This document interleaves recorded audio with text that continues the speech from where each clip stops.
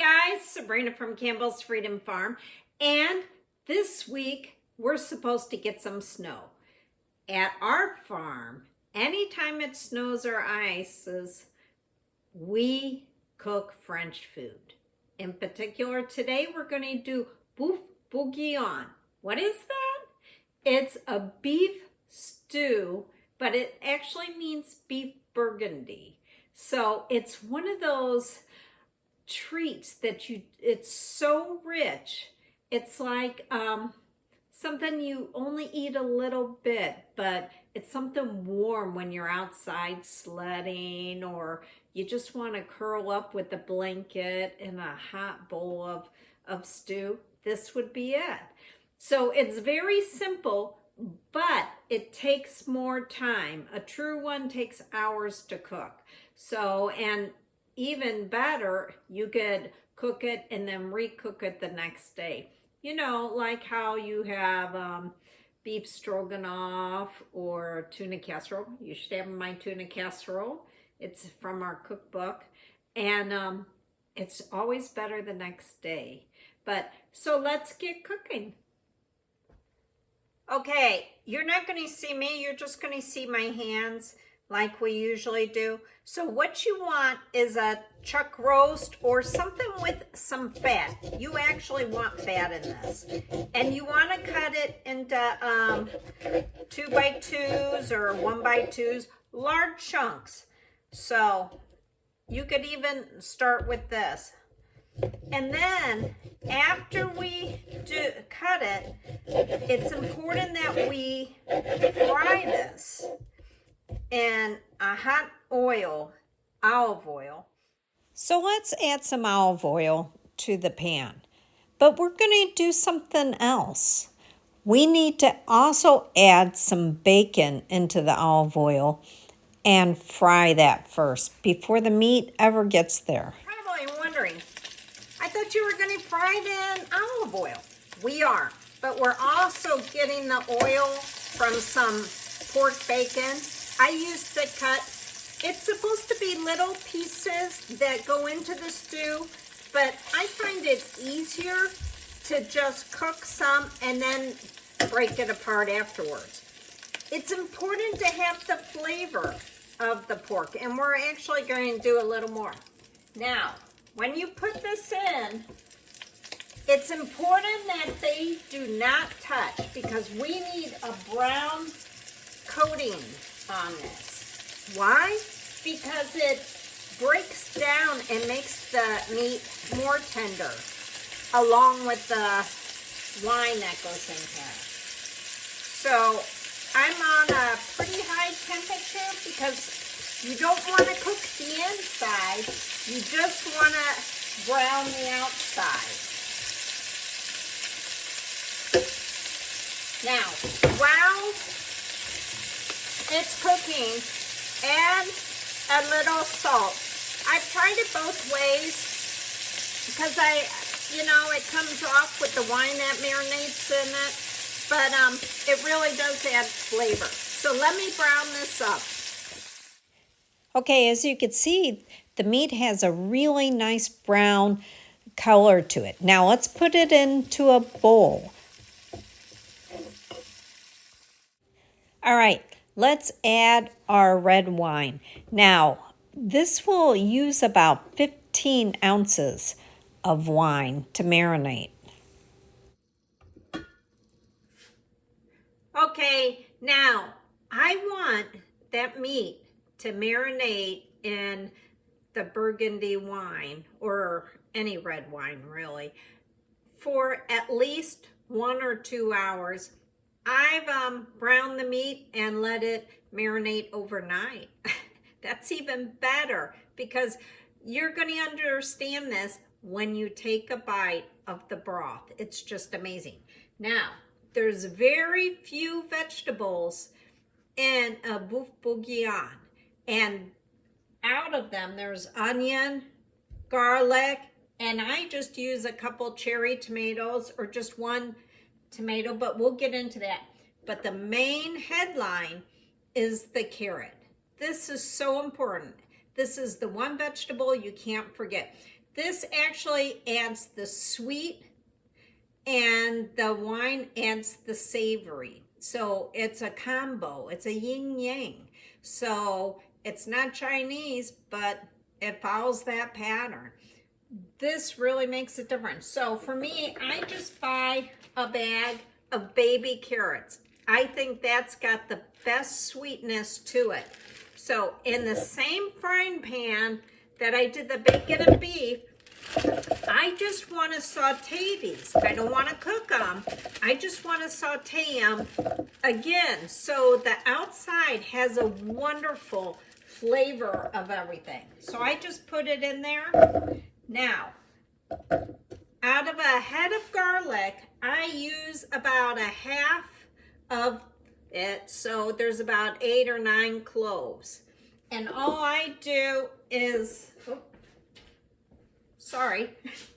I just cut them in half because I actually want bites of this. And I just throw it in. Now, the onion, you want to cut this in large pieces. So a whole onion would be in 6 pieces, and then I cut that in half. So, because it matches with the size of the beef. You want everything to kind of go together. And so, just a quick saute, and then it goes into the pan that we're gonna actually bake in the oven. And then the tomatoes, why am I adding the tomatoes? It's this acidity of the whole thing. It just adds a little flavor. A lot of people put tomato paste. No, I don't want a lot of tomato in there. I just want that flavor that comes out.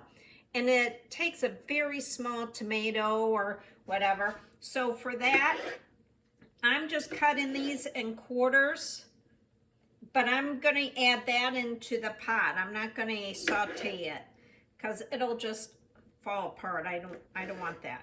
So let me put this in and let me saute it. It only takes about 5 minutes and then you're done. Let me show you what the vegetables should look like. They have just a slight brown color to them, but we're really not cooking them through because they're going to be in the oven for hours. Now everything gets transferred to the pot that's going to go into the oven.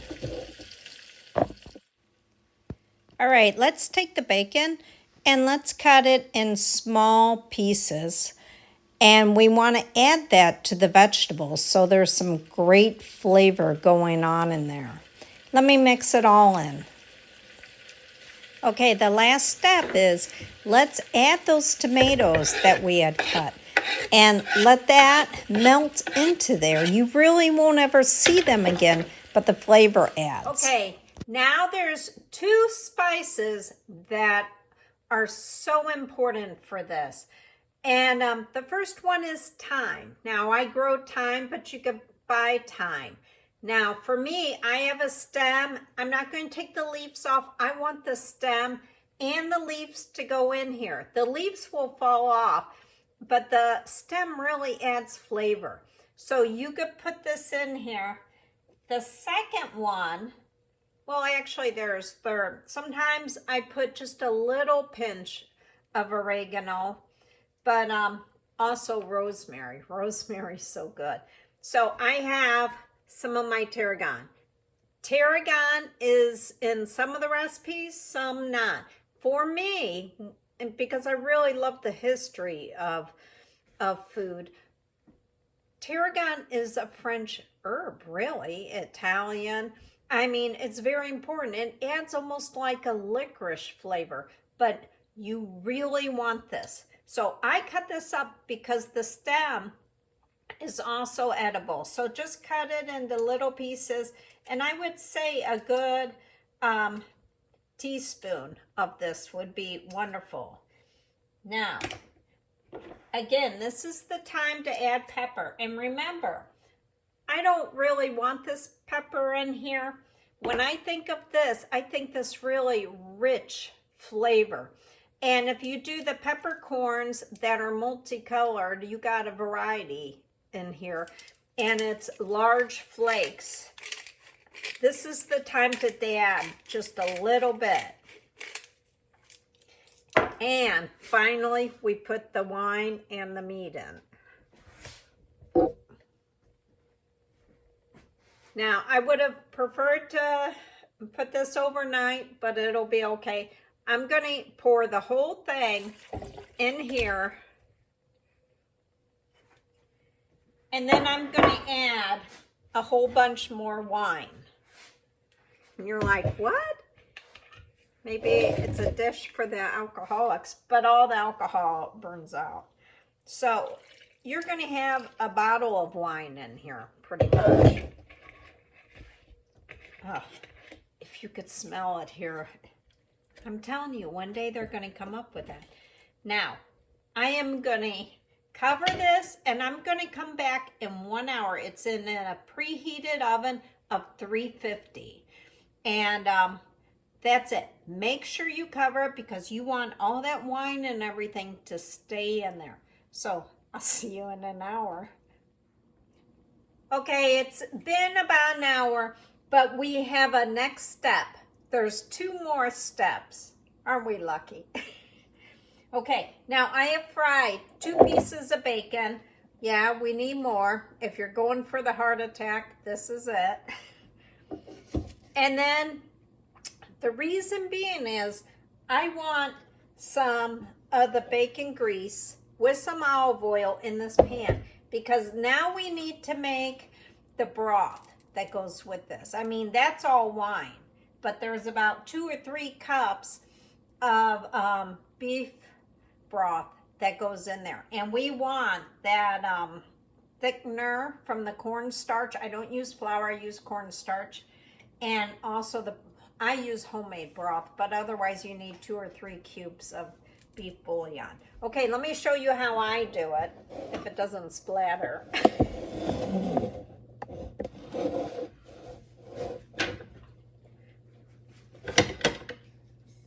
Okay, for me, I just add about 2 tablespoons of cornstarch. And remember, whether you use flour or cornstarch, you really need to cook it. It's really important. Have you ever had something that has that floury taste? That's why. And the reason we cook that bacon is it really adds flavor. So I'm just going to keep adding broth.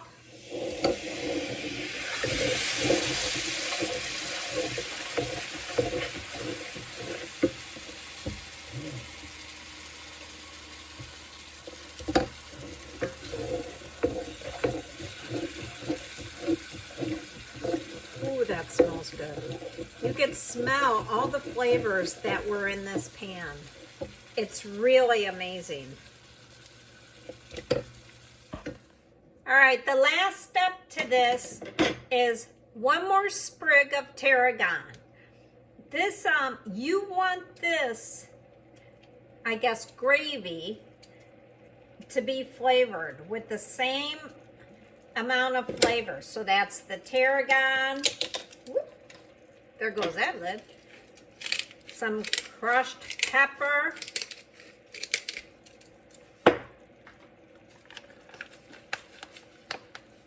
Now be careful with the salt because you've had bacon in here. So make sure you taste this. If it's bland, add more.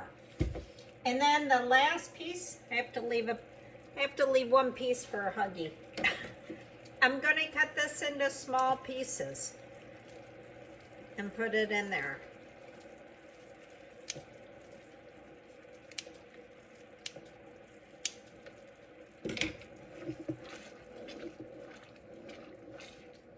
Oh, the smell. Now, some people add just a little more wine, but I want to check and see how it is in the oven. Is there enough wine in there? What's the taste? But this would be the time when you add it because then we have another hour before we do the last step, and that's the buttery mushrooms. So important. Okay, let me pour this in. Okay, the kitchen smells so amazing. So it's been 2.5 hours. We got a half an hour more. So what I'm doing is I have minced 1 clove of garlic and I'm putting 2 ounces of butter into my pan. And I'm slowly simmering the garlic. Why?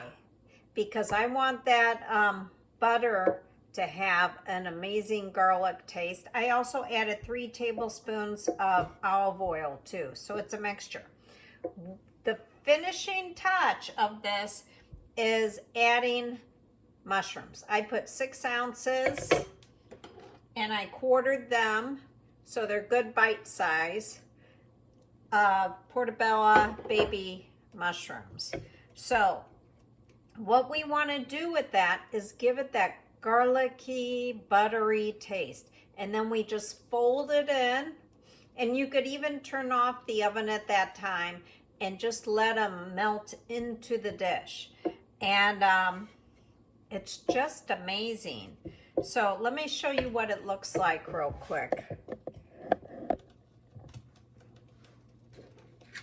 Okay, so here's the last part, and I'm using Irish butter. I really love this butter. It just has such a good taste.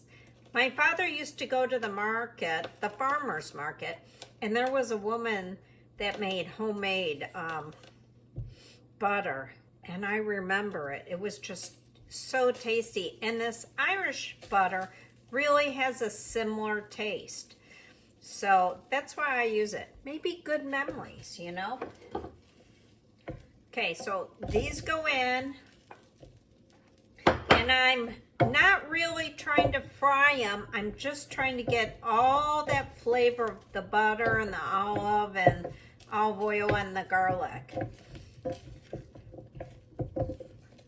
Oh, I love the smell of butter.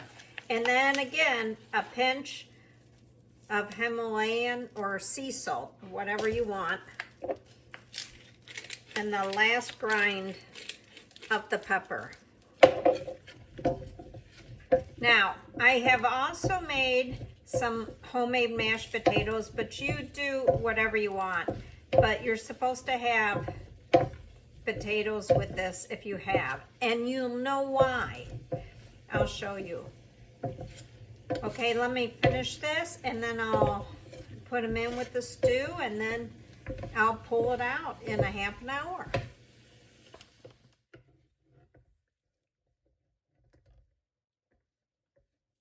Okay, it is finished and it just smells amazing. And I've dished this so you could see how it should be served. Now, you want to serve it with mashed potatoes because this is so rich. You just want to take a spoonful of both. And now let's talk about the meat. There's certain ways to serve this besides the mashed potatoes. You should, Huggy Bear can really smell it, but you really want a French baguette with butter, of course, so you can dip it into that broth. It's just amazing. Like I said, it's a sweet and savory dish. You know, with the talk about Boeuf Bourguignon, Julia Childs, I had to think about that. She really brought it to America that we really noticed it. And so in the movie Julia and Julia, that was great. But this actually came to notice in France around 1867 or 57. Those are the earlier records. You would have thought that it had been around for hundreds and hundreds of years. But this is truly an indulgent treat. So here's the meat. You should take a knife or take a fork. It's tender, but still you need a knife. So amazing.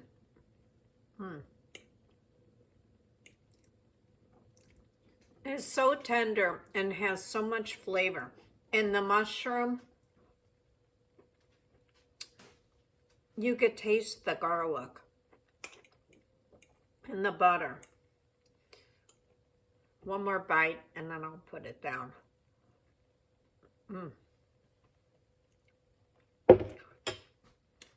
Okay, now I'm gonna put this back in the oven with the oven off, and then tomorrow's when it snows.